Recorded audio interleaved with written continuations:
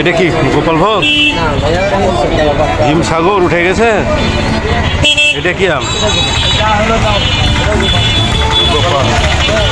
গুটি গুটি নাই, গুটি শেষ।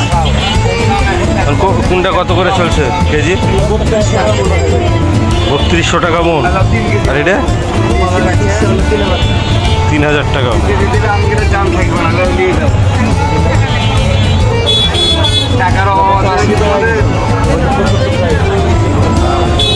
গোপাল ওটা 80 টাকা কেজি। এটা কত? আর খিসা পাতলা 85 টাকা।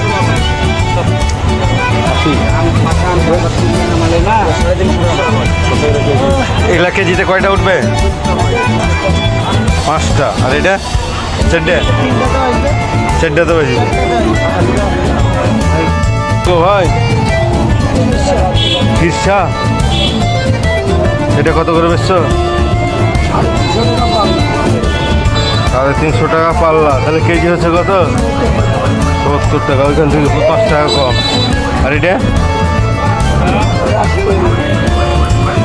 কি আম? এটা তো এদিকে 80 টাকা কেজি।